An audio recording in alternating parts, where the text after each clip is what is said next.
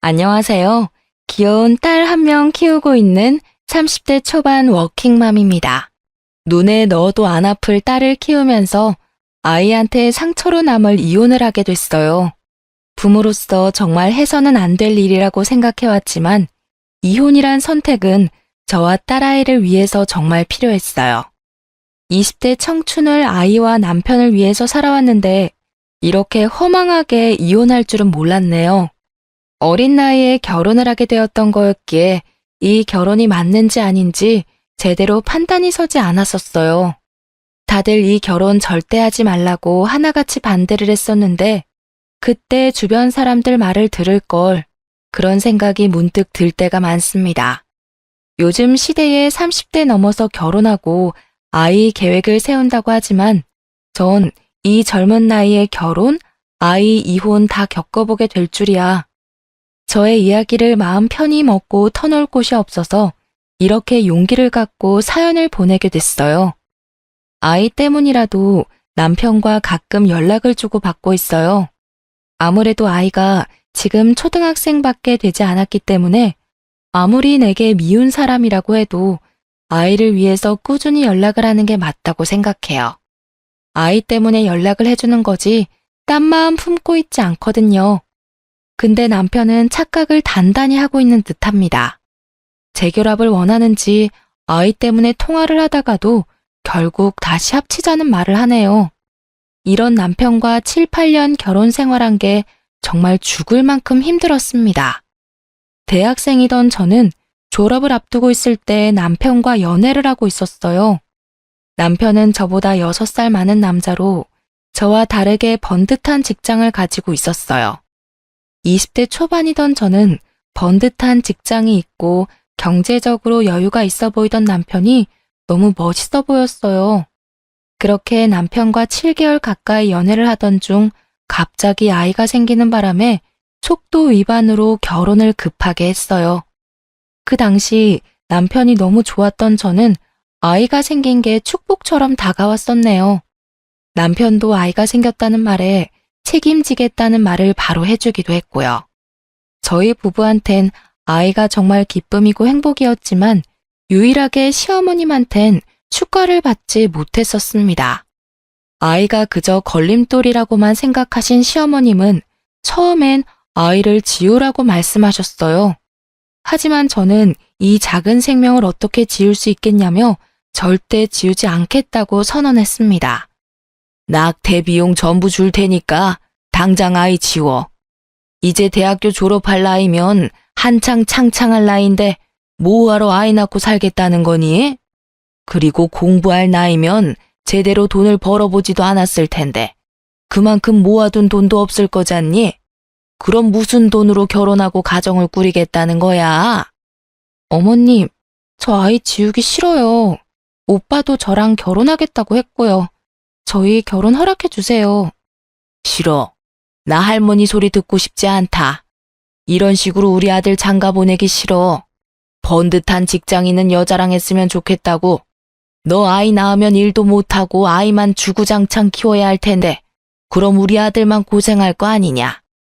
시어머님께 결혼 허락을 맡았을 때 손자가 생겼다는 기쁨은 전혀 없으셨다고 했어요. 오로지 아들이 고생할까봐 그게 걱정이라고 하시는 시어머니는 저한테 본인 속마음을 다 내비치시더라고요. 할 말 못할 말 구분 안 하고 상처되는 말만 골라서 하시는 어머님 때문에 울기도 많이 울었었네요. 남편도 그 당시 아이를 지우고 싶지 않다는 말에 결국 어머님이 그렇게 하고 싶은 결혼하라고 간신히 허락을 해주셨어요. 지금 생각해보면 어머님이 그렇게 반대하실 때 결혼하지 말 걸 그랬습니다.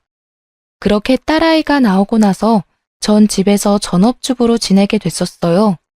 남편은 생각보다 벌이가 괜찮던 사람이라 제가 집에서 전업주부로 있어도 생활하는 게 크게 힘들거나 하지 않았었는데요. 근데 어머님은 그게 참 못마땅하셨는지 매번 돈과 집안일 문제로 하나하나 트집을 잡기 시작하셨어요. 어머님은 얄밉게도 남편이 출근하고 나서 그때 저희 집에 말도 없이 찾아오실 때가 많았어요. 영은아비 출근했니? 네, 어머님 오시기 5분 전쯤에 출근했어요.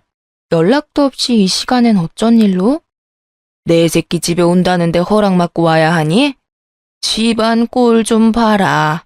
이게 돼지우리지 사람 집이냐? 아무리 출근 준비하느라 집이 정신없다고 해도 영은 아비가 출근 준비를 하면 너가 중간중간 집 좀 치우고 그래야 하는 게 맞지 않겠어? 넌 참 배워야 할 게 많다. 영은이 케어하느라 집에 신경 쓸 시간이 부족했어요. 다음부터는 조심할게요. 나는 너보다 어릴 때 출산했다. 그때 육아부터 집안일까지 일사천리로 척척척 다 해왔어. 나도 충분히 해낸 걸 너는 왜 못하겠니? 아무리 어릴 때 시집을 왔다고 해도 너가 친정에서 어떻게 자라왔는지 딱 보인다. 사도는 너 이런 거 안 가르치고 뭐 하셨다니?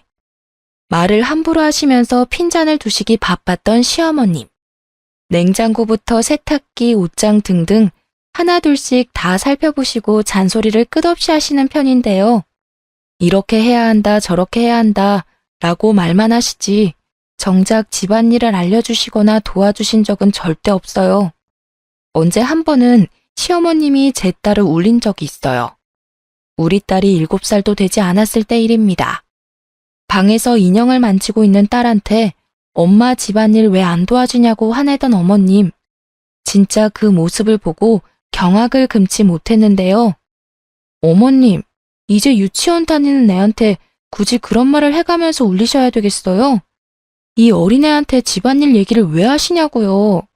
제가 미운 걸 왜 애한테 푸시는지 이해가 안 가요. 아주 시엄마한테 못하는 말이 없구나. 아무리 어린 나이라고 해도 조금씩 집안일 배우고 익히는 거다. 옛날엔 다 이맘때부터 집안일하고 그랬었다.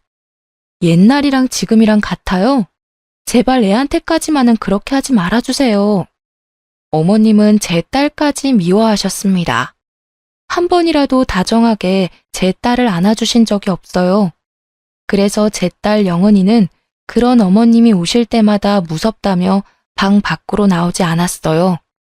어머님이 집에 가실 때까지 방에만 있다가 어머님이 가신 것 같으면 그때 슬슬 방에서 나올 정도였어요. 그렇게 어머님과의 관계가 회복되지 않고 지내고 있던 어느 날, 어머님이 주말에 저희 집에 오셨었어요. 그날은 남편도 쉬는 날이었는데요. 오랜만에 아들 얼굴 좀 볼 겸 놀러 왔다고 했습니다. 영은애미야, 지난번에 보니까 냉장고에 굳이 없어도 될 식재료가 많던데 먹고 싶은 거 있다고 이것저것 막 사는 거 아니냐? 아, 아니에요. 그거 다 그이가 좋아해서 사둔 음식들이었어요. 영은아비가 좋아한다고 하니 별 말은 안 하겠지만 한 달에 생활비 어떻게 나가고 있니? 가끔 보면 씀씀이가 큰 것 같아서 말이다. 영은아비가 힘들게 번 돈인데 너희 모녀가 펑펑 쓰고 다니는 게 아닐까 너무 걱정이 돼. 엄마, 별걸 다 걱정하네. 이 사람 알아서 잘해요. 애들 키우다 보면 돈 들어갈 일 많은 건 당연한 거지. 네가 너무 감싸면 애들이 고마운 줄도 모르고 너 돈 막 쓰기 시작한다고. 솔직히 영은애미가 시집 왔을 때 들고 온 게 있냐? 아무리 애가 혼수라고는 하지만 너무 몸만 왔어, 몸만. 시어머님은 집부터 남편 차까지 전부 제 남편이 다 마련한 줄로만 알고 있어요. 사실 저희 친정 부모님이 해주신 건데 말이에요. 결혼 준비를 했을 당시 어머님이 저희 결혼 준비하는데 전혀 관여하지 않으셨거든요. 싫다던 결혼을 굳이 하겠다는 제가 미우셨는지 결혼식 직전까지 제 얼굴 일절 보지 않으셨거든요. 그 당시 제가 학생 신분이었고 사회 경험이 없었으니 당연히 남편이 준비한 걸로만 알고 계셨습니다. 저희 친정집에 대해서도 일절 물어보지 않으세요. 상견례를 하지 않았거든요. 저희 할아버지가 운영하던 회사를 친정아버지가 물려받아 운영하고 있어요. 그 덕분에 전 부족함 없이 살아왔어요. 그래서 제가 결혼할 때 이것저것 다 챙겨오게 됐고요. 그런데 이런 일을 굳이 나서서 설명하고 싶지 않았어요. 영은애미야, 120만 원 생활비 너무 많다. 50만 원으로 생활비 줄여보는 건 어떠니? 어머님, 50만 원이라뇨. 아무리 제가 돈을 안 번다고 해도 영은이 생각해서라도 50만 원 가지고 절대 생활 못해요. 지금 120만 원도 부족하다고 생각하는데 50만 원으로 줄이라니. 여자애가 먹으면 얼마나 먹는다고 그러니? 50만 원이면 충분히 애 키우면서 쓸 수 있는 돈이다. 영은아비가 공과금 이런 거 다 알아서 내는 거 아니야? 넌 120만 원 가지고 먹을 거 사 먹고 그런 일밖에 안 할 텐데 뭐가 부족하다는 거야? 어머님, 먹는 거에만 돈 쓰는 거 절대 아니에요. 애 유치원 보내면서 쓸 돈도 있고 그거 말고도 애 앞으로 나갈 돈이 어마어마해요. 어머님도 애 키워본 입장에서 말을 어쩜 그렇게 하실 수 있으세요? 어머머머머, 너 지금 나한테 말 대답하는 거니? 난 그것보다 더 적은 돈으로 우리 아들 키웠어. 하면 다 되는 거 왜 해보지도 않고 무조건 안 된다고만 그러니? 그때랑 지금이랑 같은 줄 아세요? 당신도 뭐라고 좀 해봐. 왜 가만히 있어? 남편은 멋쩍은 듯이 웃으며 결국 마지못해 어머님을 말렸습니다. 남편이 그렇게 하지 말라고, 부부 일이니까 우리 부부가 알아서 하겠다고 어쩔 수 없다는 듯이 말리더군요. 그럼 매달 쓴 가계부 나한테 보여줘. 너희 부부 앞으로 잘 살라고 하는 짓이니까 너무 기분 나쁘게 생각하지 말고 받아들여. 그리고 내가 이랬다고 나중에 영은아비 잡을 생각하지 마라. 아무리 혼자 남편 하나 잘 키웠다고 해도 이렇게 생색을 내도 되는 건가? 그런 생각이 들었습니다. 남편이 아무리 벌이가 나쁘지 않다고 해도 그렇게 막 잘 버는 것도 아닙니다. 그냥 먹고 싶은 음식 고민하지 않고 먹을 정도인 수준으로 누가 보면 연예인, 대기업, 의사 등 이런 사람들처럼 한 달에 몇 천, 몇 억씩 벌어오는 줄 알겠네요. 이렇게 자잘자잘하게 사람 속을 긁어놓는 시어머님 때문에 남편과도 잦은 다툼을 해왔어요. 그래도 남편이 착한 편이기 때문에 마지막엔 다 인정하고 미안하다고 사과하더군요. 남편이 착하지 않았더라면 결혼 생활 오래 유지하지 못했을 거예요. 하지만 이 착한 마음씨가 우리의 이혼을 부를지는 몰랐네요. 한동안 시어머님이 집에 찾아오는 일이 많지 않아서 저희는 평화롭게 지내게 됐었는데요. 그러던 어느 날, 우리 딸이 새벽에 배가 아프다며 바닥에서 뒹굴고 있었어요. 식은땀을 흘리면서요. 옆에서 자고 있던 저와 남편은 너무 놀란 나머지 그런 딸을 안고 집 근처에 있는 응급실로 달려갔어요. 딸이 그렇게 아파하는 모습은 처음 봤습니다. 그렇게 응급실에서 몇 가지 검사를 받고 하다 보니 아침이 되었는데요. 다행히 심각한 병에 걸린 게 아니었어요. 맹장이 터지는 바람에 복통이 생겼던 거였는데요. 급하게 수술을 하고 입원을 하게 됐었습니다. 남편도 저와 마찬가지로 많이 놀랐었어요. 남편은 며칠 연차 사용해서 같이 병원에 있겠다고 하더군요. 그렇게 남편과 전 번갈아 가면서 딸이 방귀가 나올 때까지 간호를 해주게 됐었는데요. 딸이 병원에 입원했다는 소식을 뒤늦게 접한 어머님은 급하게 병원에 오셨어요. 평소에 손녀를 이뻐하지 않으셨던 분이지만 막상 아프다고 하니 걱정이 많이 됐나 보다 싶었거든요. 근데 병원에 도착한 어머니를 보고 정이 뚝 떨어지게 됐습니다. 어머님이 급하게 병원을 찾았던 이유는 제 딸 영은이 때문이 온 게 아닌 남편이 회사 출근도 안 하고 딸을 돌보고 있다는 거에 열받아서 온 거였더라고요. 병원에 도착하자마자 남편 등짝을 때리며 왜 여기서 이러고 있냐고 화를 내시더군요. 이 녀석아, 너가 왜 여기서 이러고 있는 거니? 영은애미가 다 알아서 할 일인데 왜 굳이 너가 연차까지 써가면서 이 꼬맹이 간호를 하고 있냐 이 말이야.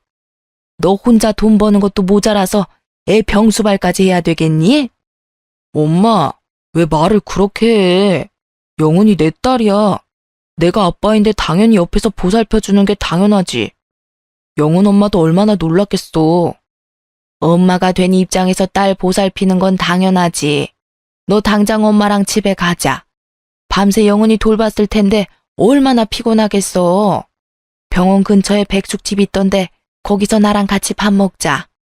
끝까지 아들 편에서만 말씀하시는 어머니 때문에 정말 속이 무너져 내리는 것 같았습니다. 손녀 걱정은 전혀 안 하고 오로지 밤새웠을 아들 걱정만 주구장창 하시더라고요. 그럼 나 병원비만 내고 올게. 오늘 내야 한다고 하더라고. 그걸 너가 왜 내? 영은애미야, 우리 아들이 왜 그 돈을 내야 하니? 너 딸이 아파서 생긴 병원비 왜 내 아들이 내야 하냐고. 어머님의 말씀에 저는 물론이고 남편까지 놀랬습니다.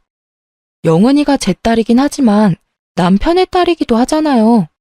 근데 남의 딸 병원비를 내주기라도 하는 것처럼 말씀하시는 걸 보고 억정이 무너졌습니다. 시어머님은 이제까지 저와 제 딸을 남으로 생각했었던 거였습니다. 그 와중에 남편은 제 편을 들어주지 못할 망정 가만히 서 있기만 하더군요. 전 여기서 이 부녀와는 절대 같이 못 살겠다는 마음을 먹게 됐었습니다. 어머님, 이 사람 어머님 아들이긴 하지만 제 남편이고 영은이 아빠예요. 당연히 그의 딸이 아프다는데 아빠로서 그 돈을 내는 건 당연한 거죠. 무슨 생각으로 그런 말씀을 하신 거예요? 너희들은 돈 빨아먹는 귀신이야, 귀신. 너는 편하게 집에서 살림만 할 줄 알지 돈이라고는 벌어오지 않잖아. 어머님, 저 어머님 아들 딸 키우느라고 일 못하고 있던 거였어요. 근데 왜 자꾸 남처럼 대하시냐고요. 됐다. 너랑 말 길게 하고 싶은 마음 전혀 없다. 너 절대 병원비 낼 생각하지 마. 그렇게 어머님은 남편을 데리고 병원 밖을 나갔습니다. 남편은 그런 어머님이 하라는 대로 그대로 할 줄은 몰랐고요. 진짜 남편은 딸 병원비를 내지 않았습니다. 모자가 어쩜 이렇게 생각이 없을 수 있을까요? 결국 전 친정 부모님께 딸 병원비를 빌리게 됐습니다. 영은이가 아프다는 걸 나중에 알게 된 친정 부모님께선 제 딸 영은이 데리고 집으로 오라고 하셨습니다. 그렇게 친정집에 도착하는 순간 전 펑펑 울었습니다. 친정 어머님은 도대체 무슨 일이 있었냐며 저와 제 딸 영은이를 안아주시더군요. 도대체 무슨 일인데 그러니? 요즘 김서방이랑 무슨 일 있는 거야? 그리고 영은이 아픈 건 왜 이제야 말해? 엄마, 시어머님 때문에 못 살겠어. 나 그 사람이랑 7년 넘게 살면서 눈칫밥만 먹었어. 나 혼자 애가 졌어? 남편이랑 같이 만든 거잖아. 근데 왜 나만 죄인이어야 하는 거냐고. 딸은 잠시 재우고 전 친정엄마께 모두 말씀드렸습니다. 시어머님이 이제껏 저에게 해왔던 폭언과 행동들이요. 친정엄마는 당장 짐 싸서 친정집으로 들어오라고 하셨습니다. 하지만 딸을 생각하면 이혼한다는 게 참 쉽지 않더라고요. 아빠 없는 아이로 만들고 싶지 않았거든요. 그렇게 한동안 남편 전화를 모두 거절하고 친정집에서 지내다 남편과 대화를 좀 나눠야겠다는 마음에 다시 집으로 들어가게 됐습니다. 딸은 당분간 친정엄마가 봐주신다고 하셨어요. 남편과 싸울 일이 많을 것 같아서 당분간 딸 좀 데리고 있어 달라고 부탁했습니다. 그렇게 남편과 집에서 만나서 대화를 나누게 됐습니다. 남편의 얼굴이 많이 안 좋아 보이더군요. 저와 딸이 없는 동안 밥도 제대로 챙겨 먹지 않았다고 합니다. 당신 참 나쁘다. 딸을 병원에 두고 어머니가 가잔다고 어떻게 쪼르르 같이 갈 수가 있어? 아무리 큰 병이 아니라고 해도 어떻게 아픈 딸을 두고 그냥 갈 수가 있냐고. 영훈이는 지금 어딨어? 같이 오지 왜 혼자 왔어? 왜? 지금은 영훈이가 걱정되긴 하나 봐? 여보, 내가 다 잘못했어. 나도 그날 그렇게 집에 가놓고 엄청 후회했어. 당신도 알잖아. 우리 엄마가 혼자서 나 애지중지 키운 거. 엄마가 나 어떻게 키웠는지 누구보다 잘 알다 보니까 선뜻 엄마 말을 거역할 수가 없었어. 당신 내 말 잘 들어. 당신이 어떤 말을 하느냐에 따라서 우리가 이혼할지 말지 결정되는 거야. 이혼? 말도 안 돼. 나 당신이랑 절대 이혼 못해. 우리가 뭘 그렇게 잘못했다고 이혼을 해.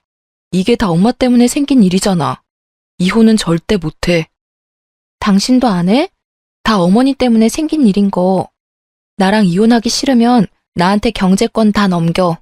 그리고 나도 영은이 유치원 가 있을 동안 파트타임으로 일할게.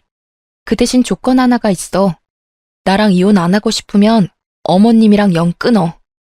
뭐? 엄마랑 영 끊으라니. 여보, 아무리 그래도 어떻게 엄마랑 영 끊고 살라고 할 수가 있어. 당신도 딸 키우는 부모 입장이면서. 내가 부모라서 하는 말이야. 자식 앞길을 막는 부모는 부모가 아니야. 난 당신이 우리 영은이 병원에 두고 그냥 갔을 때부터 당신은 영은이 아빠가 아니라고 생각했어. 그래서 당신이랑 이혼하기로 마음 먹었고. 근데 영은이 생각해서 당신한테 기회 한 번 더 주려고 해. 그러니까 당장 결정해. 영은이야 아니면 어머님이야? 남편은 저한테 경제권을 넘기는 것과 어머님을 보지 않고 사는 게 말이 안 된다고 생각했어요. 부인으로서 며느리로서 제대로 대우받지 못하고 살고 싶지 않기 때문에 이렇게 초장에 바로잡고 싶었어요. 남편은 한참을 고민한 끝에 솔직히 말할 게 있다고 했어요. 여보, 솔직하게 말할 게 있어.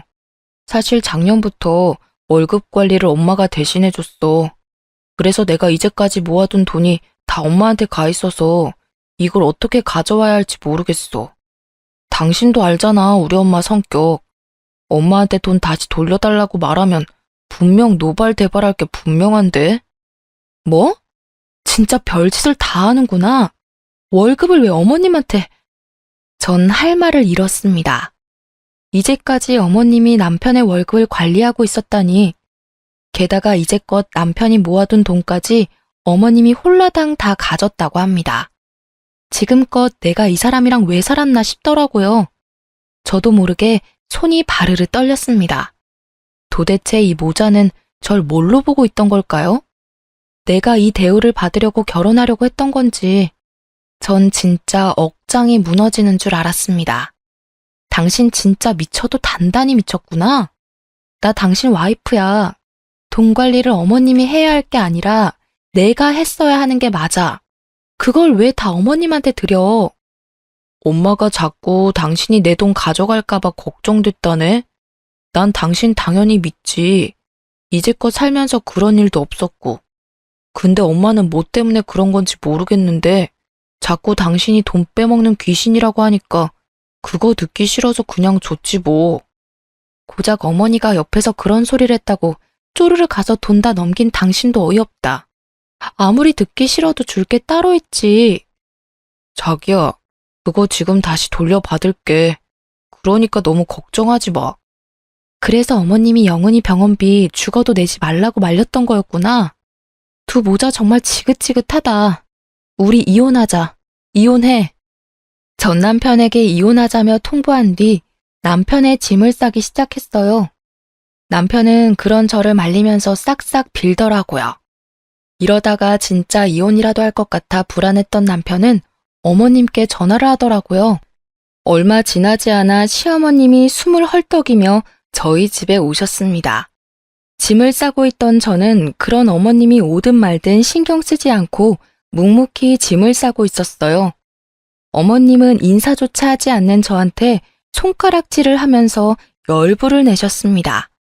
전 그런 어머님을 상대하고 싶지 않았어요. 너가 뭔데 이혼하자고 덤비냐? 이혼하자고 말할 사람은 우리 아들이야, 아들. 이제껏 너가 우리한테 해준 게 뭐가 있더냐? 한 것도 쥐뿔도 없으면서 자존심이나 부릴 줄만 알고 애초에 둘이 결혼을 못하게 했어야 했어. 고작 애 하나가 뭐라고. 내가 애 지우라고 했을 때 지우지 왜 안 지워서 이 지경을 만들어? 어머님의 말을 듣고 전 정말 화가 미친 듯이 났습니다. 제가 이 집에 한 개 쥐뿔도 없다뇨. 오히려 남편과 어머님이 우리 가정에 한 일이 쥐뿔도 없다고 생각했습니다. 결국 저는 참다 못해 들고 있던 남편의 옷을 바닥에 던지며 어머님을 쳐다봤습니다. 그런 저를 보고 어머님은 놀란 눈치였고요. 제가 이 집에 한 개 쥐뿔도 없다고요? 따지고 보면 영은 아빠랑 어머님이 한 개 쥐뿔도 없겠죠. 말이 나와서 하는 말인데요. 어머님, 저희 부부 결혼했을 때 도와주신 게 뭐가 있다고 그런 말씀을 하신 거예요? 오히려 어머님이 해주신 게 하나도 없으시잖아요. 어머님 그 못된 고집 때문에 남들 다 아는 상견례조차 하지 못하고 결혼했어요. 그래, 난 해준 게 없다. 그래도 이 집부터 그동안 너 입으로 들어간 밥까지 다 우리 아들이 해준 거잖니? 그런데 넌 시집 온 순간부터 가져온 것도 없고 일도 한 번도 안 했었잖니. 너가 이렇게 당당하게 나올 자격이나 있니? 없는 것들이 더 무섭다고 그 꼴이 딱 너다 너. 어머님, 제가 이제까지 말 안 해서 모르셨겠지만 해온 게 없는 사람은 제가 아니라 영은 아빠였어요. 어머님이 저희 부부 결혼 준비할 때 전혀 관심이 없으셨으니 모를 만도 하죠. 이 집, 제 명의입니다. 제 친정 부모님이 해주신 집이에요. 그리고 남편이 지금 타고 있는 외제차, 그거 저희 아버지가 해주신 겁니다. 오히려 몸만 온 사람은 이 사람이에요. 근데 어머님은 저희 부부한테 해주신 게 뭐죠? 저희 친정 부모님은 저희 부부랑 영은이 편하게 살라고 집까지 마련해 주셨는데 어머님은 뭐 하고 계셨냐고요? 절 남편 돈 탐내는 여자로만 대하셨잖아요. 돈 밝히는 사람이 제가 아니라 어머님이셨잖아요. 근데 어머님한테 이 모든 사실을 솔직하게 말하고 싶지 않더라고요. 저 이제 어머님 안 보고 살 겁니다. 어머님은 제 말을 듣고 놀라셨는지 눈이 동그랗게 떠졌어요. 그리고 아무 말도 못하시고 저만 쳐다보고 계셨습니다. 이제까지 자기 아들 차와 집인 줄 알고 있었는데 이게 다 제 명의라고 하니 당연히 놀랄 만도 하죠. 저 이 사람이랑 이혼하겠습니다. 당연히 남편은 이 집에서 나가야 할 거예요. 그리고 당신 우리 친정아버지한테 돈 빌렸었지? 그것도 나 몰래. 근데 그거 내가 다 모르고 있을 줄 알았어? 우리 아빠한테 빌린 2천만 원 다음 달까지 갚아. 당신 이제까지 나랑 살면서 모아둔 돈 모두 어머님이 관리하고 계셨다고 했지? 어머님, 다음 달까지 제 통장으로 2천만 원 보내주세요. 그리고 당신 차도 반납하고 이거 말고도 양육비 등등 당신한테 청구할 거 남았어. 정리되면 그거 바로 알려줄게. 준비나 잘 해놔. 엄마, 제발 영은 엄마 좀 말려봐. 나 이 사람 없이는 못 살아. 그리고 이제 내 통장 다 돌려줘. 적금 통장이랑 월급 통장 다 내놔. 그거 영은 엄마한테 주게. 어서. 이러다가 진짜 이혼하겠어. 어머님은 남편이 적금 통장과 월급 통장을 돌려달라는 말에 어쩔 줄 몰라 하시더라고요. 남편이 옆에서 계속 재촉하고 화를 내니 결국 입을 여시는 어머님. 그게 사실 너 예금 통장, 적금 통장 없어. 내가 다 썼다. 그리고 그 이후로 모아둔 돈도 전혀 없고. 뭐라고? 아니 엄마가 적금 대신해준다고 매달 돈 다 가져갔었잖아. 근데 그거 다 어디다 썼는데? 이럴 줄 알았습니다. 어머님이 남편 적금과 월급을 모두 사용하고 있었다는 말에 어이가 없던 저는 웃음이 절로 나오더라고요. 지금 생각해보면 어머님은 아들 돈을 뺏긴 것만 같아서 이제까지 절 그렇게 괴롭히신 것 같아요. 지금껏 그런 어머님한테 모욕을 당하면서 살았다는 생각에 천불이 났습니다. 진짜 어머님 참 웃긴 분이시네요. 저한테 이제까지 돈 먹는 귀신이라고 해놓으시고 정작 남편이 힘들게 번 돈을 어머님이 다 쓰신 거네요? 지금 보니까 어머님이 돈 먹는 귀신이었네요. 잘 됐어요. 저 이 사람이랑 이혼해야 하는 게 맞겠네요. 여보야, 정말 잘못했어. 나 영은이랑 당신 없이 어떻게 살아? 엄마도 당장 미안하다고 사과해. 이게 다 엄마 때문이잖아.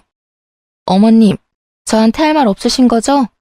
이게 다 어머님이 만든 상황인데. 끝까지 자존심 부리는 어머님을 보고 한 번 더 이혼을 하고자 하는 마음이 더욱 굳건해졌어요. 남편이 짐을 싸서 나갈 때까지 저와 딸은 친정집에 가 있었어요. 남편이 이혼 못하겠다며 한동안 집에 안 나가서 고생 좀 했었는데요. 남편이 집에 나가지 않겠다고 끝까지 고집을 부리자 전 무작정 집을 팔게 되었어요. 남편은 거의 쫓겨나다시피 집을 나가게 됐었고요. 그런 남편에게 당장 이혼하지 않는다면 법정에서 보자고 말했습니다. 남편은 그렇게 오랜 고민 끝에 이혼을 해주더라고요. 딸은 제가 당연히 키우기로 했었고 남편이 매달 양육비를 보내기로 했는데요. 차와 집이 한순간에 사라진 남편은 저희 아버지가 빌려준 돈 갚을 능력이 전혀 되지 않았어요. 이제껏 모아둔 돈을 어머님이 흥청망청 쓴 상태였기에 이 큰 돈을 어떻게 줘야 할까 엄청 고민한 눈치더라고요. 저와 이혼한 후 3개월 뒤 남편 이름으로 친정 아버지한테 빌린 2천만 원과 함께 별도로 3천만 원이 더 들어와 있더라고요. 총 5천만 원이 들어왔었는데 분명 남편은 돈이 없다고 들었는데 이걸 어떻게 갚았을까 싶더라고요. 알고 보니까 시어머님이 살고 있던 집을 팔아서 그 일부를 준 거였더라고요. 분명 어머니 성격상 집 절대 못 팔게 막았을 사람인데 어떻게 팔았을까 궁금했어요. 처음에는 시어머님이 집 파는 걸 엄청 반대했다고 했어요. 근데 남편이 대출까지 받아가면서 그 돈을 주는 것보단 집을 팔아서 주는 게 더 좋지 않겠냐고 했다네요.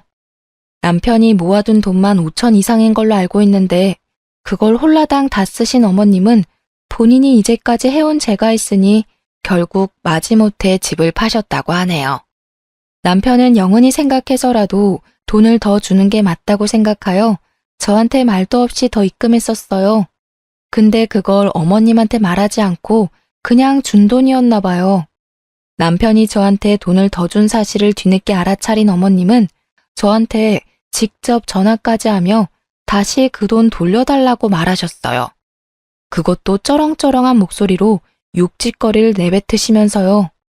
나쁜 년, 돈 준다고 그걸 또 다 받은 거니? 당장 내 돈 돌려놔. 집이랑 차까지 뺏어간 것도 모자라서 3천만 원까지 더 가져가면 어쩌자는 거야? 우리 보고 나가 죽으라는 소리지. 어머님, 전 이 돈 받을 자격이 있어요. 이제까지 제가 아이 케어하고 남편 뒷바라지한 보상이라고 생각합니다. 그리고 어머님 때문에 남편한테 뜯어갈 수 있었던 돈도 전혀 없었어요. 남편이 영원히 생각해서 준 돈이니 돌려줄 이유는 없다고 생각합니다. 앞으로 이런 식으로 연락하지 마세요. 넌 끝까지 남의 돈을 탐하는구나. 이제 내 돈까지 탐을래? 너 그러고도 잘 사는지 지켜보마. 돈을 탐내고 있는 건 다 어머니세요. 이렇게 된 거 다 어머님이 자초한 일이니까 알아서 하세요. 어머님은 밤낮 없이 연락해서 폭언을 일삼았어요. 결국 전 어머님 번호를 차단한 상태로 지내고 있습니다. 어머님 마음도 이해 안 가는 건 아닙니다. 저와 남편이 이혼하고 난 뒤 두 사람은 연식이 오래된 단칸방에서 살고 있다고 해요. 원래 어머님이 살고 있던 집도 그렇게 좋은 집은 아니었지만 집이 있다는 게 사실 얼마나 편하고 좋은 일이겠어요. 원래 살고 있던 집도 연식이 좀 있었던 빌라였었기에 막상 파니까 돈이 얼마 안 됐다고 하더라고요. 집을 팔고 난 뒤 그 돈의 절반 가까이를 저에게 주고 다니 집 구할 돈이 부족했다고 들었어요. 새롭게 들어갈 집이 마땅치 않아서 결국 두 사람은 단칸방으로 가게 됐다고 합니다. 어머님은 왜 이런 곳에서 살아야 하냐면서 한참을 우셨다고 합니다. 근데 어쩌겠어요. 본인 업보죠. 딸 때문에라도 남편과 가끔 연락을 하고 지내야 해요. 원하지 않지만 억지로 남편과 연락하고 있는데 가끔 남편이 재결합 이야기를 꺼냅니다. 딸 때문에 연락해주는 것도 잠시 까먹는지 자꾸 재결합 얘기를 하니 답답해 미치겠어요. 언제 한 번은 집에까지 찾아와서 재결합 얘기를 꺼내더군요. 그런 남편에게 한 번만 더 찾아오면 영은이 얼굴 못 보고 살 줄 알라고 단호하게 말했어요. 남편이 아무리 철없고 나쁜 사람이라고 해도 딸 앞에선 한없이 작아져요. 그래서 딸 못 보게 한다는 말에 한동안 잠잠하더라고요.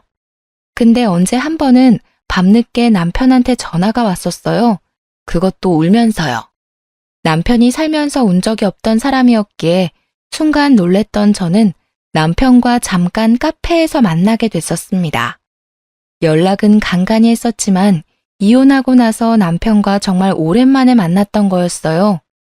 연락을 할 때마다 말도 안 되는 재결합 소리만 하니 당연히 만나고 싶지 않죠. 근데 남편이 울고 있는 걸 들으니 순간적으로 남편한테 큰일이라도 났을까봐 걱정이 되었어요. 카페에서 남편 얼굴을 보니 사람이라고 믿겨지지 않을 정도로 수척하더라고요. 고생이란 고생은 다 한 것 같더군요. 남편이 저한테 전화한 이유가 다 어머님 때문이었습니다. 저와 이혼하고 나서 많은 일들이 있었고 주변 사람들도 하나둘씩 떠나가는 바람에 기댈 사람이 없어서 저한테 결국 참다 못해 전화한 거였더라고요. 그걸 터놓을 사람이 없으니 결국 우울증까지 왔다고 들었습니다. 무슨 일이야? 갑자기 전화해서 울기나 하고. 미안해. 전화할 사람이 당신밖에 없더라고. 요즘 우리 엄마 때문에 정말 미치겠다. 돈에 미친 사람 같아. 매일 돈 쓰는 것만 좋아하지 정작 돈 모을 생각은 없어. 당신도 알잖아. 엄마랑 나 지금 사람 사는 집 같지 않은 곳에서 살고 있는 거. 거기 빨리 탈출하려면 돈부터 모아야 하는데 매번 돈만 축내. 그거 모르고 있던 거 아니잖아. 당신 어머님 원래 당신 돈밖에 모르던 분이셔. 어머님이 이렇게 된 거 당신 탓도 있어. 어머님이 돈 달란다고 그걸 그대로 두면 어떡해? 애초에 어머님한테 돈을 줄 생각을 하지 마. 그래야 어머님이 돈을 펑펑 쓸 일도 없지. 남편이 하는 이야기를 들어보니 요즘 어머님께서 돈 쓰는 재미로 사신다고 합니다. 저와 이혼하고 나서 남편이 다니고 있는 회사가 망할 위기에 처했다고 했어요. 다행히 남편은 그 회사에 다닌 지 오래된 직원이라서 당장 잘릴 위기는 벗어났다고 하는데요. 이미 해고당한 직원이 수두룩하다고 합니다. 그런 와중에 시어머님은 남편이 월급 받으면 그거 쓰기 바쁘다고 하네요. 최근엔 어머님이 나이트나 콜라텍 같은 곳에 다니기 시작했다고 해요. 거기서 여러 아저씨들과 어울린다고 하시는데요. 얼마 전에 거기서 만난 어떤 할아버님한테 홀딱 빠지셨다고 해요. 그런 할아버님께서 투자하기 좋은 땅이 있다고 거기에 투자하는 게 어떠냐고 하시길래 남편 몰래 영끌해서 돈을 모았다고 합니다. 알고 보니 그 투자는 사기였어요. 그 투자금을 모으기 위해서 어머님은 주변 지인들한테도 돈을 빌린 상태였다고 합니다. 그것 때문에 최근 남편이 여러 사람들한테 시달린 눈치였어요. 어머님도 그런 남편 눈치를 보면서 집 밖으로 나가지 않는다고 해요. 어머님이 벌려놓으신 일들을 지금 처리하기 바쁘다고 합니다. 미안한데 당신 여윳돈 있으면 빌려줄 수 있어? 나 지금 사는 게 사는 것 같지 않아. 급한 돈이 1,000만 원 정도 되는데 당신 그 돈 좀 빌려줄 수 있어? 그거라도 빌려주면 급한 불은 끌 수 있어. 정말 이렇게 싹싹 빌게. 아니, 있어도 당신한테 빌려줄 돈은 없어. 그러니까 당신이 어머님 다 이렇게 만든 거야. 나한테 했던 거 다 돌려받은 거라고 생각해. 앞으로 이런 일로 전화한 일 없었으면 좋겠어. 이젠 나랑 전혀 상관없는 일이잖아. 여보, 진짜 사람 하나 살린다 생각하고 한 번만 부탁할게. 그동안 나랑 산 정도 있을 거잖아. 영은이 생각해서라도 한 번만. 영은이가 아빠가 이렇게 고생하는 거 알면 얼마나 힘들어하겠어. 아니, 당신이랑 산 정 이미 사라졌어. 그리고 영은이 얘기가 여기서 왜 나와? 딸 팔아서 돈 구걸할 생각 하지 마. 이 핑계로 양육비 안 보낼 생각 죽어도 하지 말고. 이 일이랑 양육비는 별개야. 영은이한테 조금이라도 피해가는 날이 있으면 당신 내 손에 죽을 줄 알아. 알겠어? 남편은 무릎을 꿇고 손을 싹싹 빌었어요. 지금 죽을 맛이라며 사는 게 사는 것 같지 않다고요. 제발 돈을 빌려달라고 하는데 얼마나 꼴보기가 싫던지. 전 그런 남편을 보고 불쌍하다는 생각이 전혀 들지 않고 오히려 고소하고 시원하더라고요. 전 그런 남편에게 앞으로 딸 볼 생각하지 말라고 단호하게 말한 뒤 남편을 카페에 혼자 두고 집에 갔습니다. 그 이후로 남편의 연락을 전혀 받지 않았는데요. 제가 연락을 받지 않아도 양육비는 꼬박꼬박 주더라고요. 돈 빌릴 곳이 전혀 없었던 남편은 돈 빌릴 구석을 찾다가 결국 대출을 받아서 급한 불을 끈 모양이에요. 대출받기 싫어서 어머니 집까지 판 거였었는데 결국 어머님 때문에 대출을 받게 되었네요. 그리고 얼마 지나지 않아 회사에 잘리고 다른 회사를 알아보고 있다고 들었습니다. 어머님은 최근에 고혈압이 오셔서 쓰러졌다고 하고요. 일이 하나 해결되면 일이 하나 더 터지는 남편. 어머님이 빌리고 다닌 돈을 수습하고 나니 어머님 병원비 때문에 다시 고생 중이라고 합니다. 일까지 잘린 마당에 돈 나올 구석이 없는데 말이에요. 이 이야기를 친구한테 전해 들었는데 정말 속이 다 뻥 뚫리는 것만 같았어요. 만약 제가 지금까지도 남편과 이혼하고 있지 않았다면 이 모든 힘든 일들을 제가 다 감당했어야 했던 거잖아요. 이혼하길 정말 잘한 것 같습니다. 딸한테 보여서는 안 될 일들을 보여줄 뻔했네요.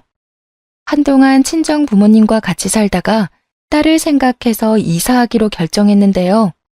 이사할 집을 열심히 알아보다가 최근 딸과 이사를 가게 됐습니다. 친정 부모님께서 친정집과 멀지 않은 곳에 20평대 아파트 하나를 구해주셨는데요. 숲세권과 학세권인 집을 구한 거라서 우리 딸과 살기에 너무 괜찮아요. 남편과 이혼하고 난 뒤 좋은 일만 생기고 있어요. 숨통이 트이는 기분이에요. 얼마 전에 딸한테 아빠 만나고 싶냐고 물어봤어요. 근데 그런 딸은 아빠 보고 싶지 않다고 거절하더군요. 딸은 본인이 아팠을 때 어머님과 남편의 행동에 크게 상처를 받았던 모양이에요. 딸이 모르게 얘기를 했었던 일이었지만 딸은 그 일을 다 지켜봤었나 봐요. 저도 모르게 눈물이 왈칵 나왔습니다. 딸한테 정말 몹쓸 짓을 한 것만 같아요. 아이에게 상처만은 주지 않고 싶었는데 어쩌다 보니 이런 상처를 주게 되었네요. 아무리 어리다고 해도 시어머님과 아빠한테 그동안 눈치를 받아왔었기에 좋은 감정은 없는 것처럼 보이더라고요.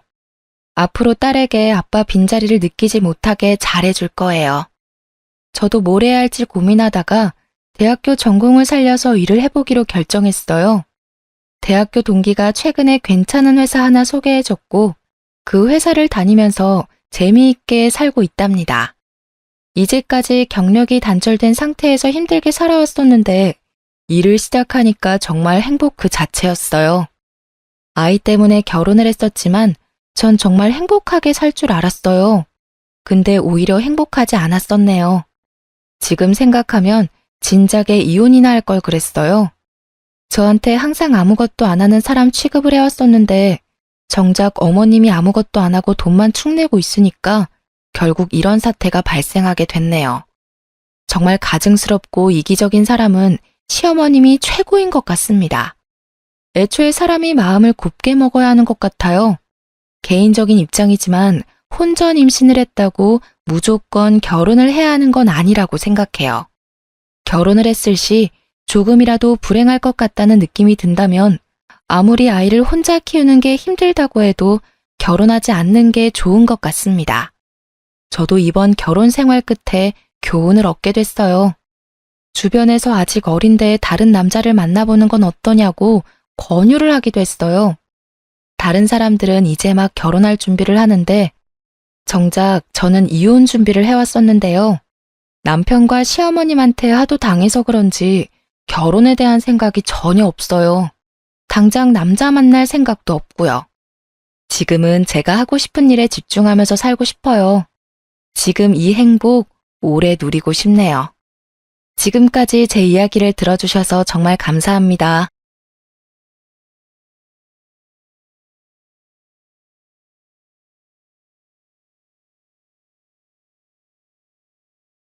안녕하세요.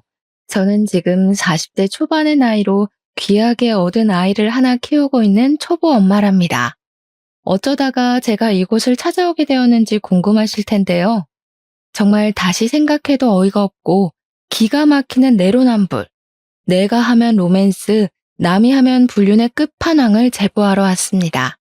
저도 맨날 당하기만 하다가 제대로 한 방을 먹이고 나니까 어디 가서 자랑이라도 하고 싶고 막 깔깔거리면서 비웃어주고 싶은데 마땅치가 않더라고요. 요즘은 남에게 제가 잘한 일을 말해봐야 기쁨이 2배가 되는 것이 아닌 질투가 2배로 늘어난다는 소리를 듣고 물어물어 이 소중한 공간을 찾아오게 되었습니다. 물론 제 사연이 어떻게 소개될지 여러분들에게 들려드릴 수 있는 이야기로 뽑히게 될지 잘 모르겠지만 그래도 글로 한번 풀어보고 나면 제 속이 시원해지지 않을까요?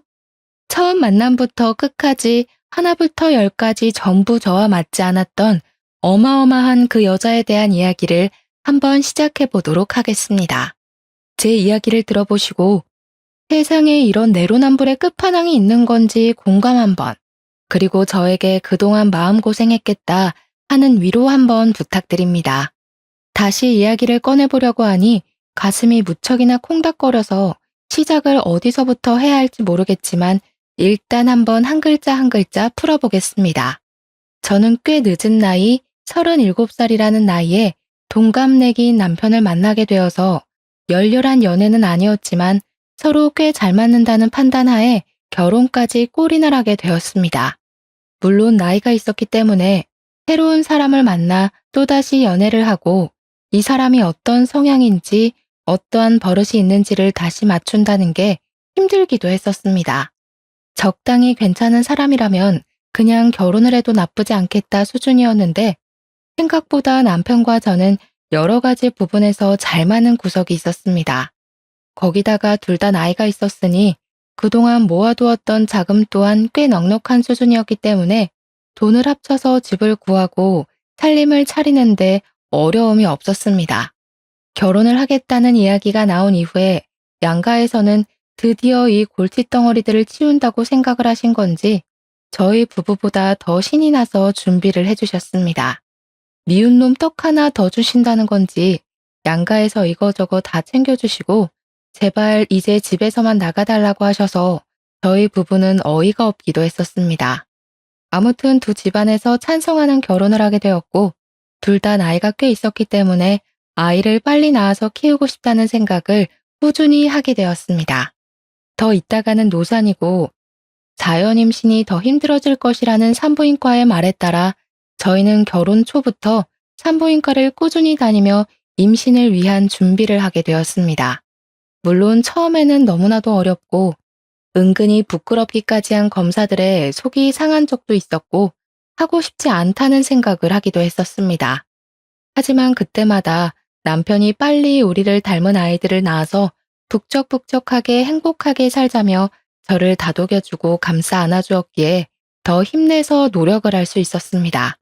만약 저 혼자만의 노력으로 이 모든 일을 해야 했다면 중간에 몇 번이고 포기를 하고 싶었던 적이 꽤 있었을 것 같습니다.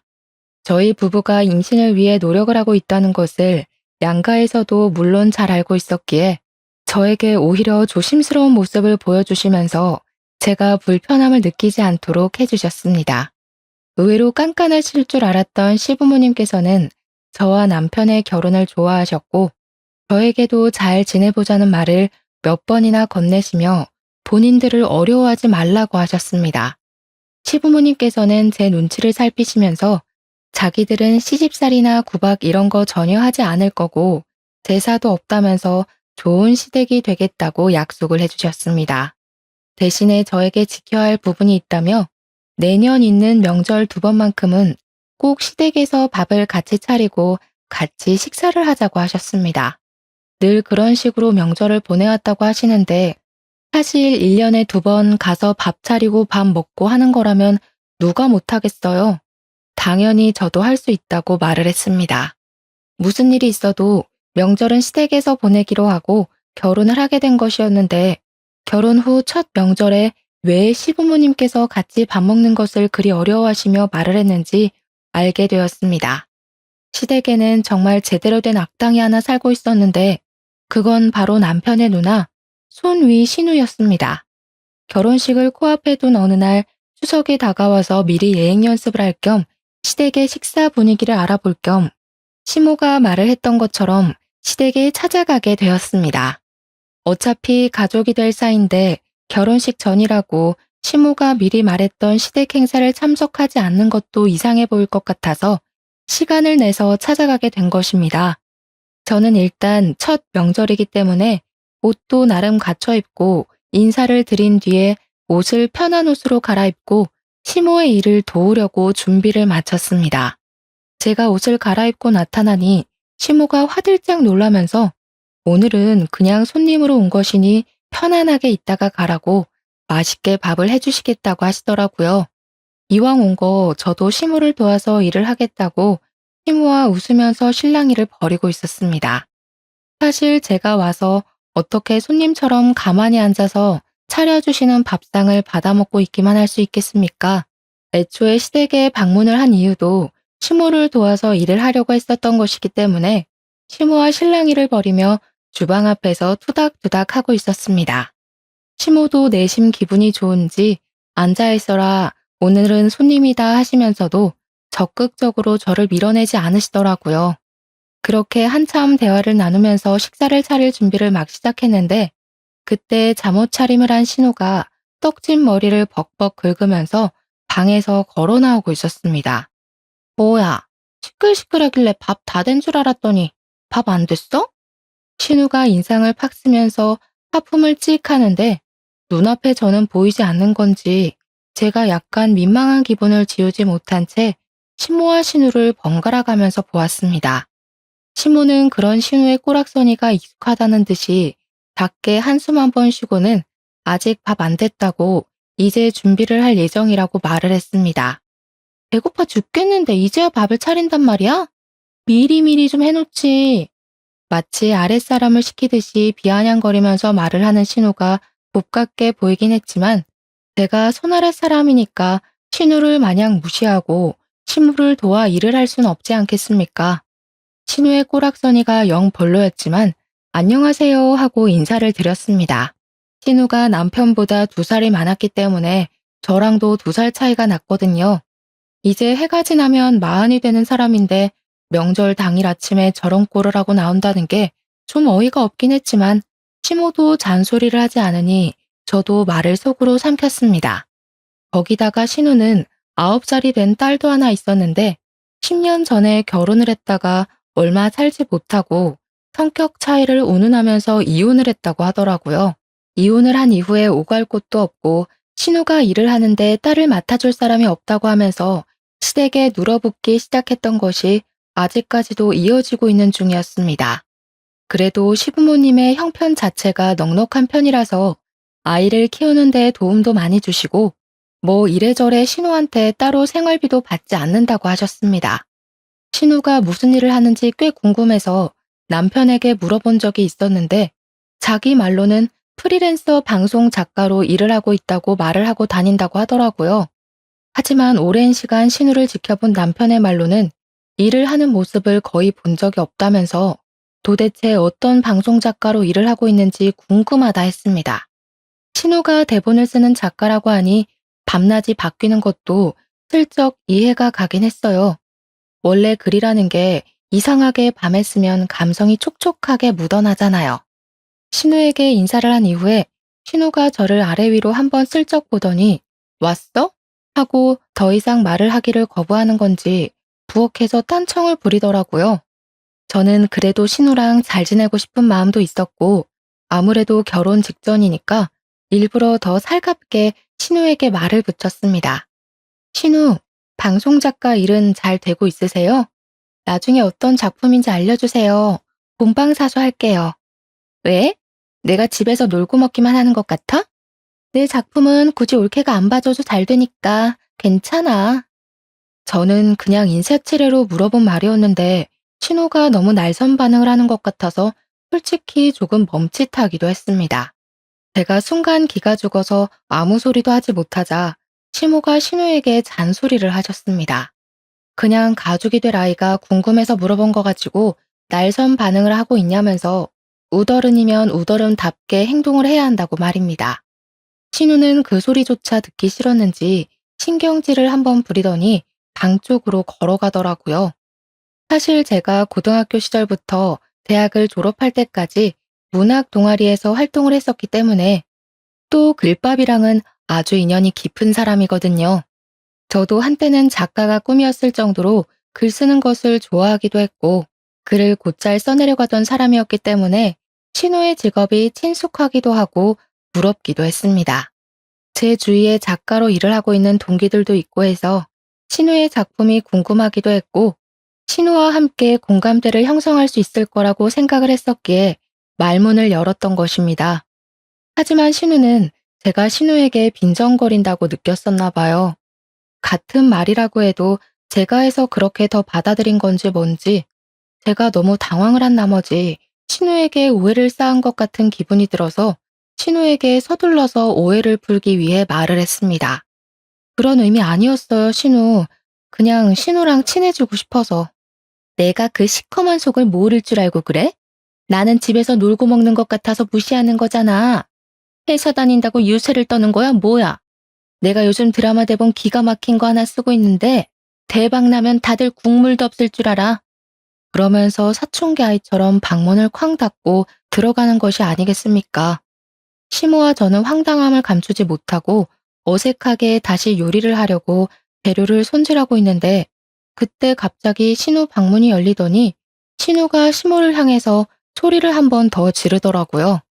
밥 다 되면 나 빼고 먹을 생각하지 말고 나 불러. 진짜 기가 막히고 코가 막힌다는 말이 어디서 유래되었는지 느껴질 정도로 신우의 행동은 어린아이보다 더 철이 없고 황당했습니다. 시모도 그런 신우가 부끄러운 건지 괜히 제 눈도 못 마주치시고 밥이나 차리자고 하시면서 허둥지둥 움직이시더라고요. 저 같아도 나이 40 먹은 딸이 저러면 그럴 것 같았습니다.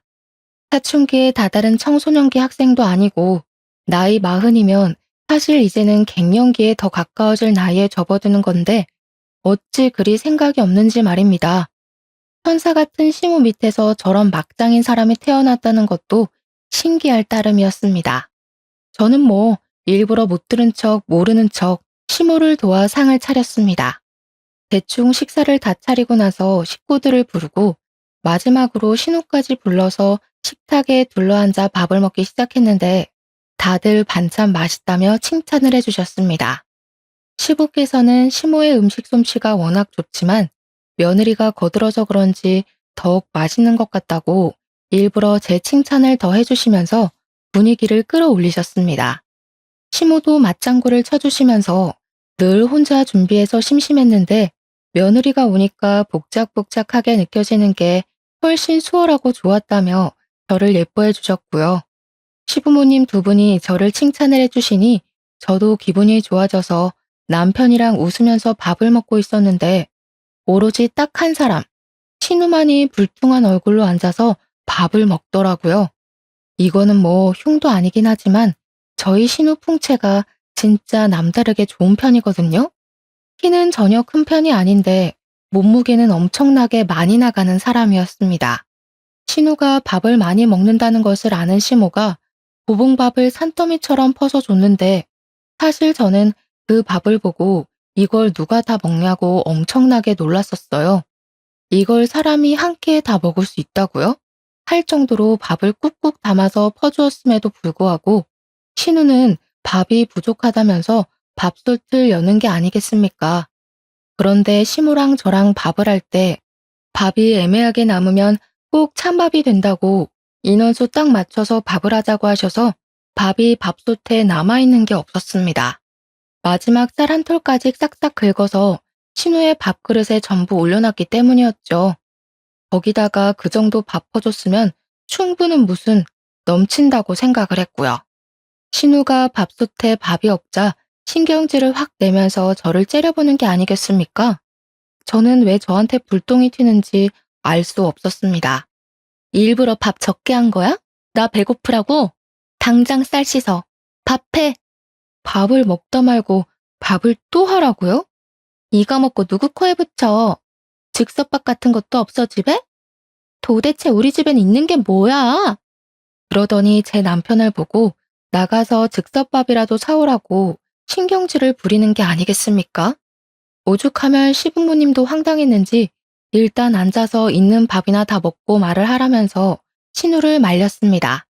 지금 마누라 앞이라고 무게 잡는 거야 뭐야? 나 이걸로 모자라다니까? 명절날 점심부터 이게 뭐 하는 짓이야?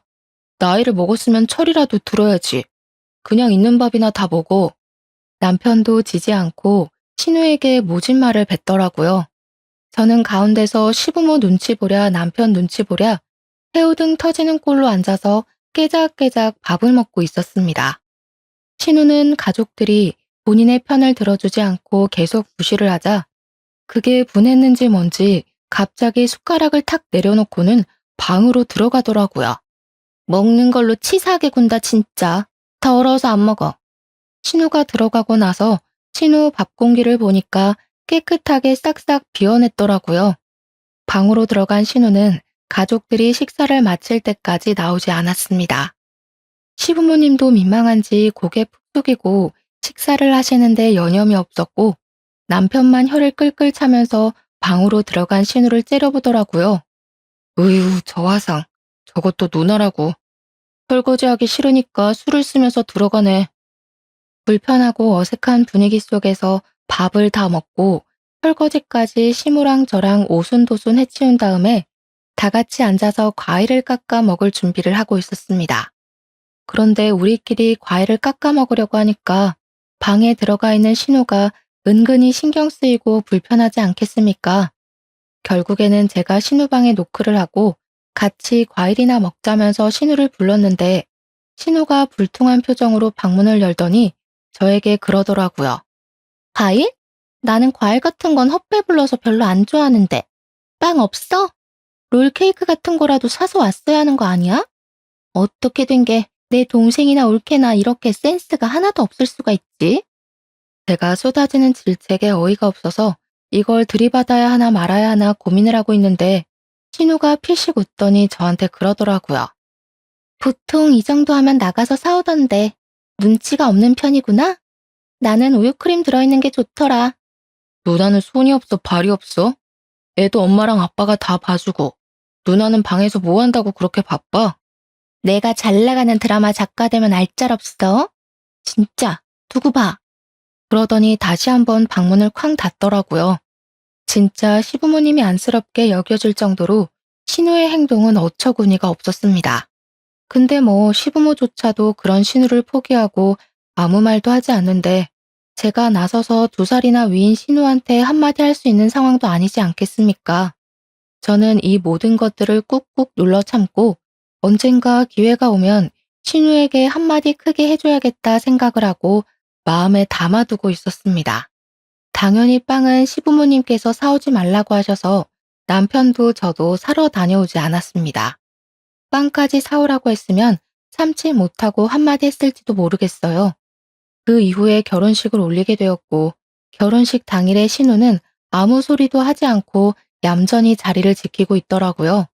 얼마나 가슴이 조마조마했는지 시집살이를 시키지 않겠다는 말을 지키려고 노력을 하시는 건지 뭔지 시부모님은 저에게 따로 연락조차 하지 않으시며 일상을 보내고 있었습니다. 하지만 전혀 엉뚱한 곳에서 시집살이가 시작되었는데 그것은 바로 집에서 놀고 먹는 신우였습니다. 도대체 하는 일도 전혀 없는 백수나 다름없는 사람이면서 왜 저를 부려먹으려고 그렇게 눈에 불을 켜고 달려드는지 알 수가 없었습니다. 저는 직장을 다니고 있는 사람인데 평일이고 주말이고 할 것 없이 자꾸 저에게 이것저것 부탁을 빙자한 심부름을 시키는 게 아니겠습니까? 차라리 딱 잘라서 심부름 같아 보이면 저도 거절을 할 텐데 안 들어줄 수도 없는 그런 애매한 것들을 시키더라고요. 우리 엄마가 단팥빵이 먹고 싶다고 하던데 혹시 백화점 지하 1층에 있는 빵집에서 사다 줄 수 있어? 엄마가 너무 찾네. 마침 거기 올케네 집 근처잖아. 우리 애가 올케랑 같이 영화를 보러 가는 게 소원이라고 하던데 혹시 주말에 우리 애 좀 데리고 영화 보고 밥도 먹고 할 수 있어? 요즘 몸이 허한지 글쎄 홍삼 선물 같은 거 한번 들어왔으면 좋겠다 싶더라. 우리 엄마가 손녀딸 보느라 힘들잖아. 자꾸 시댁 핑계를 대면서 저에게 이것저것을 조르는데 염치가 없어도 너무 없지 않겠습니까? 거기다가 다른 건 몰라도 시조카를 저에게 맡기려고 하는 건 선 넘었다고 생각했습니다. 하지만 시조카가 신우와는 다르게 일찌감치 철이 조금 들어있었고 평소에도 귀찮게 굴거나 하지 않았기 때문에 신우를 위해서가 아니라 황혼 육아로 힘들어하시는 시무를 위해서 신우의 심부름을 했어요. 시무 생각에 제가 가끔 시조카를 대신 돌봐주기도 하고 그렇게 시간을 보내고 있었습니다. 하루는 시모에게도 일이 있어서 안 된다며 신우의 간곡한 부탁에 시조카를 보게 되었는데 9살이면 초등학생이지 않겠습니까? 같이 마트에 갔다가 유행하는 캐릭터 인형을 선물로 사주게 되었는데 시조카가 정말 선물이라는 걸 처음 받아보는 사람처럼 너무 좋아하더라고요. 시조카가 처음으로 아이 같은 모습으로 방방 뛰는데 이런 걸 자주자주 사줘도 되겠구나. 선물하는 보람이 있구나 하고 느끼게 되었습니다. 그런데 어느 날 저녁에 신우에게서 전화가 와가지고 저에게 성질을 버럭 부리는 게 아니겠습니까? 이런 걸 왜 사줘서는 애가 다른 모양의 캐릭터까지 사달라고 하게 만드는 거야? 그 많은 것들 중에서 덜렁 한 개만 사줄 거면 올케 때문에 우리 애가 인형 사달라고 조르고 난리가 났으니까 다른 인형까지 올케가 사줘. 신우, 하나씩 모으는 재미가 있어야죠. 신우가 좀 챙겨주세요. 요즘 애들은 저런 거 하나씩 다 가지고 논대요. 가끔 칭찬해줄 일 있을 때마다 하나씩 사주면 되잖아요. 내가 대기업에 다니니 뭘 하니? 돈 있는 너네가 사다 주면 몰라도 내가 무슨 돈이 있어서 저 비싼 걸 하나하나 챙겨서 주냔 말이야. 내 옆에서 듣고 있던 남편이 씩씩거리면서 전화를 바꿔들고는 앞으로는 국물도 없을 줄 알라고 사줘도 이런 전화를 받아야 하는 거냐고 버럭했습니다. 그 뒤로는 신우의 행동은 아주 파격적으로 변하게 되었는데 제가 시댁에만 가면 저를 못 잡아먹어서 안달이 난 사람처럼 옆에 딱 붙어서 참견을 해댔습니다. 밥을 할 때도 제가 만든 반찬만 콕 골라집고는 맛이 없네, 간이 짜네, 이렇게 먹다가는 나트륨 중독에 걸리겠네 하면서 쓸데없는 트집을 잡기도 했고요. 남편이 결혼하고 운동을 열심히 해서 살이 조금 빠졌는데 제가 제대로 먹이질 않고 일만 시켜서 살이 빠진 것처럼 꾸며대며 이야기를 하더라고요. 하루는 시조카가 제가 새로 산 휴대폰을 보고 휴대폰을 구경해봐도 되냐고 묻길래 그러라고 했더니 가져가서 아무거나 막 눌러보더라고요. 처음에는 별 신경을 쓰지 않았는데 제가 회사 일 때문에 메신저 앱에 비밀번호를 걸어놓은 걸 그 비밀번호를 풀겠다고 아무 숫자나 막 눌러보는 겁니다. 작은 엄마, 왜 비밀번호가 걸려있어? 이거 풀어주면 안 돼요? 나도 친구들한테 메시지 보내고 싶은데. 하지만 제 메신저 앱에는 회사 보안 문제가 잔뜩 걸린 일들이 가득해서 안 된다고 시조카에게 딱 잘라서 이야기를 하게 되었습니다. 사실 메신저 앱 말고 그냥 일반 문자 메시지 써도 되는 일이기 때문에 시조카를 설득하려고 했는데 신우가 그걸 보더니 바로 시부모 앞에서 비아냥거리더라고요. 옳게. 수상하게 왜 비밀번호를 걸어서 메신저를 못 쓰게 해? 혹시 바람이라도 피우는 거 아니야? 어디 한번 풀어봐. 우리 구경이나 하자. 바람 피우는 거면 어떡해. 아직 결혼한 지 1년도 안 됐는데. 알고 보니 전 남자친구들이랑 연락하고 지내는 거 아니야? 신우, 그게 무슨 소리예요. 저 그런 적 한 번도 없고 회사 보안 문제 때문에 어쩔 수 없이 걸어둔 거예요. 옳게. 정색하는 거야, 지금? 농담인데 뭘 그렇게 과하게 반응을 하고 그래. 농담이어도 할 말이 있고 하면 안 되는 말이 있죠. 시부모님도 다 계신데. 지금 올케가 나 가르치는 거야? 세상 오래 살고 볼 일이네. 아니 내가 궁금해서 물어보는 거잖아. 궁금해서. 혹시 바람이라도 피우고 있으면 우리 동생은 낙동강 오리알 되는 건데. 안 그래? 그러게 왜 의심스럽게 메신저 앱만 비밀번호를 잠가놨냐 이거지. 회사 보안 문제 때문이라고 말씀드렸잖아요. 세상에 어느 회사가 이런 메신저로 일거리를 주고받아? 다 회사 이메일이나 그런 거 쓰는 거 아니야? 자꾸 숨기니까 더 의심되네. 어디 한번 까봐. 신우가 자꾸 말도 안 되는 트집을 잡으면서 요구를 하니까 한번 보여줄까 하는 생각이 들다가도 열이 받아서 보여주고 싶지 않더라고요. 저랑 신우랑 대치를 하고 있는데 분위기가 점점 험악해지니까 시부가 나서서 중재를 한다고 제 편을 들어주셨습니다. 막장 드라마 같은 것만 보고 있으니까 그런 식으로밖에 상상이 안 되지. 말 본세하고는 할 말이 없어서 그런 말을 농담이라고 해? 우리 가족 맞아? 나도 올케랑 친해지고 싶어서 그런 건데 왜 나만 가지고 그래? 그러면서 또 방으로 들어가 버리는 게 아니겠습니까? 진짜 제 앞에 있는 시조카보다 정신 연령이 어린 것 같아 보였습니다. 오죽하면 시조카가 저에게 외숙모 죄송하다면서 휴대폰을 돌려주더라고요.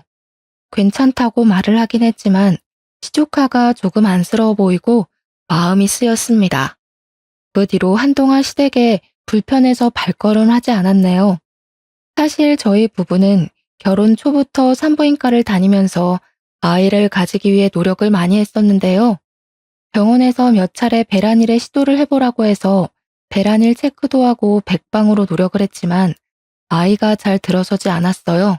그래서 결혼하고 1년이 지나면 시험관을 하기로 했었습니다. 때마침 결혼 일주기가 다가오고 있었고 더 늦어지면 정말 마흔이 넘어서 아이를 낳을 수도 있겠다는 불안함이 생기더라고요. 저와 남편은 조금 몸이 힘들더라도 하루빨리 아이를 가지고 싶다는 생각에 시험관 시술을 하기로 결정을 했고 그 복잡하고 힘든 과정을 2차례 반복을 했습니다. 첫 술에 배부를 수 없다는 말처럼 처음에는 실패로 돌아갔기 때문에 2번째에는 영양제도 더 잘 챙겨 먹고 마음의 안정을 가지려 노력을 하면서 시도를 하게 됐습니다. 간절한 바람 때문이었는지 아니면 정말 때가 되어 찾아오게 된 것인지 시험관 2번째 시도만에 뱃속에 우리의 소중한 결실이 자리 잡게 되었습니다. 저는 안정기가 올 때까지 시댁과 친정에 알리지 않았고 병원에서도 착상이 잘 되었지만 임신 10주가 넘어갈 때까지는 조심하라고 해서 정말 조심하면서 지냈습니다. 당연한 수순으로 아이를 위해 저는 회사에도 사표를 내게 되었고 그렇게 뱃속에 자리 잡은 아이가 무럭무럭 자랄 때까지 꼼짝도 하지 않고 지냈습니다. 그 덕분에 아이는 건강하게 매주 자라났고 저는 그제야 시댁과 친정에 알렸으며 양가에서는 눈물을 줄줄 흘릴 정도로 너무 좋아하셨습니다. 엄마가 된다는 것은 또 새로운 경험이었기 때문에 정말 공부할 것이 많아서 하루 종일 집에서 태교에 힘쓰고 육아에 대한 공부를 하면서 하루하루를 보냈습니다. 하지만 신우는 제가 임신한 것이 불만이었는지 뭔지 대놓고 말을 못하지만 은근히 구시렁거리더라고요. 저는 아이에게 좋은 것만 들려주고 싶어서 시댁의 발길을 끊었습니다. 당연히 이 부분은 시부모님께서도 양해를 해주셨기 때문에 가능한 일이었습니다. 아이를 출산한 이후에는 정말 육아가 지옥이라는 말이 왜 생겼는지 알 수 있을 만큼 정신없는 나날을 보내게 되었습니다. 아이만 바라보면서 살기 시작한 지도 1년이라는 시간이 흐르고 저는 경력이 단절되어 버린 제 사회생활을 그리워하면서 지내게 되었습니다. 물론 아이를 본다는 것은 너무 행복하고 기쁜 일이긴 했지만 그래도 저만의 목표라는 게 존재했는데 그 꿈을 다 이루지 못하고 출산과 육아를 위해 내려놨어야 했으니까요. 은근히 쳇바퀴처럼 돌아가는 일상에 무료함을 느끼고 바쁘게 사회생활을 하는 남편이 부럽게 느껴질 때쯤 저에게 우연치 않은 기회가 찾아왔습니다. 어느 날 대학 동아리를 같이 했던 선배에게 연락이 오게 되었는데 제가 대학 시절에도 문학 동아리에서 활동을 했었거든요. 저에게 요즘 뭐 하고 있냐고 애 키우느라 바쁘냐고 물어보시길래 바쁘긴 하지만 이제 조금 여유라는 것도 생기고 그럭저럭 살만하다고 말을 했습니다. 저에게 일은 하지 않고 지내냐고 조심스럽게 물어봐서 일을 그만두게 되었다고 했더니 잘 됐다고 박수를 짝 치는 게 아니겠습니까? 내가 요즘 단편 드라마 대본을 쓰고 있는 중이거든? 근데 혼자서 쓰는 게 너무 힘들더라고. 요즘은 대본도 다 그룹으로 무리지어서 아이디어 쪼개서 쓰는 거 알지? 그래서 하는 말인데 나랑 같이 일해볼 생각 없어? 가끔 미팅만 하면 되고 집에서 여유로울 때 일하면 되는 거라. 제가 그걸 할 수 있을까요? 어려울 거 없어. 내가 드라마 쪽은 몇 편 손을 본 게 있어서 이제 제대로 내 이름 걸고 해보려고 하는 거라 많이 어렵진 않을 거야.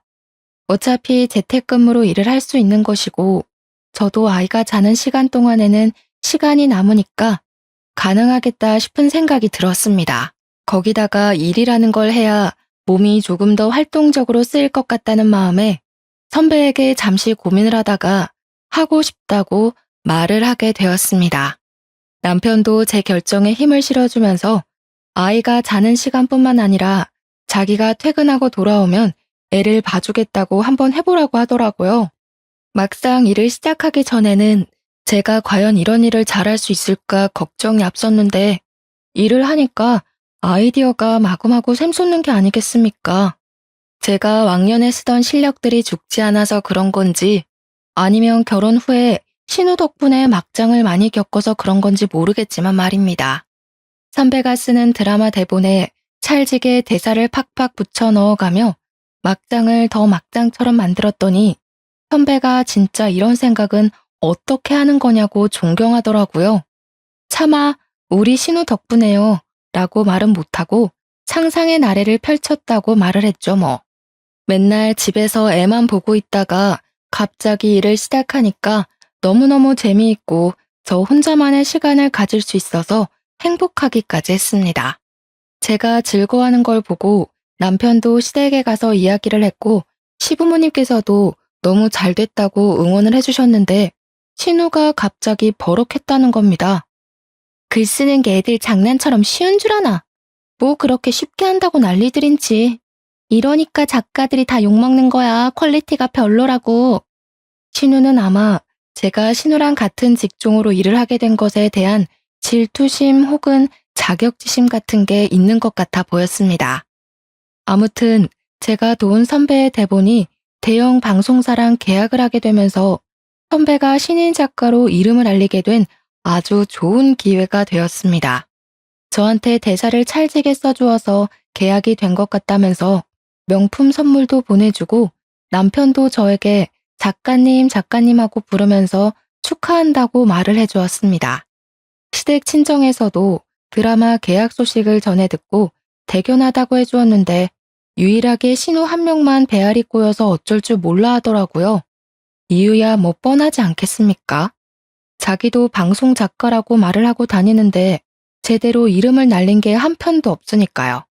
올케 이름으로 들어간 작품도 아닌데 작가님은 무슨. 다들 뭐 그렇게 비행기를 띄우고 그래? 허세 부리지 마. 저게 뭐 대단한 건 줄 알아? 나도 다른 유명 작가한테 묻어가면 시청률 1위 찍는 대본? 그거 우습게 쓰지. 속으로 우리 선배도 유명 작가 아니고 이제 막 첫 작품을 시작한 신인 작가라고 말을 하고 싶었지만 그래봐야 거품 물고 있는 신우랑 머리채 뜯기밖에 더하겠나 싶었습니다. 한 번이라도 곱게 칭찬을 해줬으면 저도 기분 좋았을 텐데 시기 질투가 워낙 심해서 뭐 바라지도 않았어요. 그렇게 1년 반이라는 시간이 더 지나고 드라마 첫 화가 반영되는 날을 기념해서 시댁에 다 같이 앉아서 TV를 보기로 했습니다. 솔직히 저는 그냥 대사만 거들었던 드라마였지만 시부 시모가 너무너무 재미있다면서 엄청나게 집중을 해서 드라마를 시청해 주시더라고요. 그런데 첫 화에서 남자 주인공이 불륜을 피우는 장면이 나오는데 그걸 보더니 신우가 콧방귀를 끼면서 시비를 걸고 넘어지는 게 아니겠습니까? 올케, 진짜 바람 피우는 거 아니야? 대본을 어떻게 저렇게 쓸 수 있지? 하루 이틀 해본 솜씨가 아닌 것 같은데? 그러면서 제 남편을 보면서 이렇게 이야기를 하더라고요. 동생아, 이 누나 말 잘 들어. 저런 경험이 없으면 대본도 쓸 수가 없는 거야. 예전에 올케가 휴대폰에 메신저도 숨기고 하던 거 기억하지? 올케가 남자 만나고 그러고 다니는 거 아니야? 우리 동생 진짜 조심해야겠다. 그러면서 제 불륜을 다시 한번 의심하는 게 아니겠습니까? 속에서 뜨끈뜨끈한 열불이 막 올라오더라고요. 시댁 식구들 다 집중해서 드라마를 보고 좋은 분위기를 형성하고 있었는데 찬물을 끼얹어도 어떻게 이렇게 완벽한 타이밍에 확 던지는 건지 저도 참지 못하고 신우에게 결국 한 방을 던지기로 결심하고 입을 뗐습니다. 아, 작가의 경험이 대본에 녹아드는 거라고 하셨죠? 그럼 형님도 지금 쓰시고 있는 대본 다 형님 경험이신 거예요? 신우 얼굴이 순식간에 새하얗게 질리는 게 아니겠습니까? 사실 지난 명절에 신우가 시켜서 시댁 구석구석 청소기를 돌리고 신우 방에도 청소기를 돌려주겠다고 들어간 적이 있었습니다. 그때 우연치 않게 켜져 있는 노트북을 발견했고 대본이 쭉쭉 써져 있는 걸 봤는데 저장을 해두지 않았더라고요. 혹시 제가 청소하다가 건드리기라도 할까봐 저장 버튼을 눌러주었습니다. 그러다가 정말 의도치 않게 신우가 쓴 대본을 몇 줄 읽게 되었는데 내용이 정말 저급한 삼류소설이 따로 없다 싶을 정도로 구렸습니다. 읽어보니까 여자 주인공이 남편 몰래 바람을 피워서 이혼을 당하고 사는 이혼녀의 내용이었는데 이혼 후에 만난 여러 남자들에 대한 이야기를 시나리오 형식으로 써놨더라고요. 이 내용만 봐도 어떤 건지 딱 감이 오지 않겠습니까? 바로 신우가 일기처럼 본인 경험에 대해 줄줄 늘어놓은 것이구나 하는 생각이 들었습니다. 그래서 저는 드라마가 끝나기 무섭게 TV를 끄고 시부모님이 듣고 계신 자리에서 당당하게 다 말을 했습니다. 신우, 저 정말 궁금해서 그러는데 혹시 바람 피워서 이혼당하신 거예요? 예, 아니야. 그 썩을 사위놈이 바람을 피워서 이혼한 거야. 세상에 어떻게 지철을 두고 바람을 피우는 짓을 할 수가 있는지. 엥? 어머님, 잘못 알고 계신 것 같아요. 형님이 좀 전에 그랬잖아요. 작가는 경험에서 어우러진 내용을 쓴다고요. 제가 저번에 본 형님 대본에는 주인공이 딴 남자랑 바람 피워서 이혼당한 싱글맘에 대한 내용이던데요. 아, 그리고 제가 정말 몰라서 물어보는 거예요. 거기에 호프집에서 만난 키가 185cm인 남자에 대해 써져 있던데, 신우가 혹시 이번 주에 외박하지 않았어요? 신우가 진짜 엄청나게 당황하더니 저에게 정신 나간 년이라고 말을 하면서 악담을 퍼붓는 거냐고, 절대 아니라고 시부모님 앞에서 고래고래 소리를 지르더라고요. 저는 일부러 신우 열받으라고 비아냥거리면서 이야기를 했습니다. 아, 아니면 말고요. 저도 농담이에요. 뭘 그렇게 발끈까지 하세요? 그냥 형님도 작가시니까 본인 경험이 대본에 적혀있진 않을까 확인차 물어본 건데, 그렇게 화를 내시니 더 의심스럽네요? 제가 일부러 억지 웃음을 지으면서 말을 하는데 남편이 그 분위기에서 아주 조용히 입을 열었습니다. 사실 누나가 바람 피운 거 맞잖아. 엄마, 아빠, 사실은 누나가 바람 피워서 이혼당한 거 맞아. 내가 몇 년 전에 누나 이름으로 온 이혼소송장 읽어봐서 알아. 누나가 잘못해서 이혼당한 거야.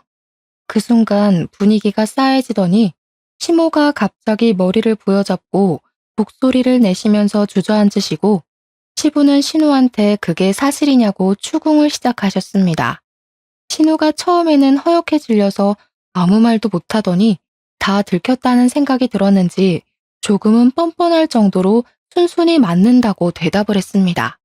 그러니 시부가 부들부들 떨리는 몸을 하고서 신우에게 분노를 억누르고 말을 하시더라고요.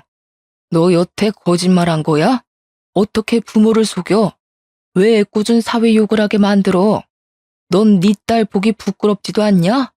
철이 없어도 어쩜 이렇게 철이 안 들어? 언제까지 부모가 네 그늘막이 되어줄 것 같냐? 너 안 되겠다. 이게 진짜 오냐오냐 해주니까 당장 이 집에서 나가. 네 딸 데리고 나가서 스스로 돈 벌어서 살아. 이제 스스로 알아서 살라는 말에 신우가 기겁을 하더니 그때부터 무릎을 꿇고 시부 다리를 붙잡고서는 한 번만 살려달라고 울고불고 하더라고요. 아빠 딸 쫓아내면 진짜 노숙자가 될지도 몰라. 진짜 한 번만 살려줘. 시부와 시모는 꿈쩍도 하지 않았는데 그 순간 방에서 자고 있는 시조카가 소란스러웠는지 깨서 나오더라고요. 시조카에게 다시 방으로 들어가라고 말을 하려는 순간 진짜 신우년이 답도 없는 소리를 한 건지 시조카가 멍한 얼굴로 신우에게 물어보더라고요. 엄마가 바람 피운 거야? 시조카가 눈물을 뚝뚝 흘리면서 신우에게 질문을 하는데 온 가족이 아무 말도 하지 못하고 입을 꾹 다물었습니다. 초등학생이니까 이미 알 건 다 아는 나이 아니겠습니까? 신우는 시조카에게도 가스라이팅을 했던 것이었습니다.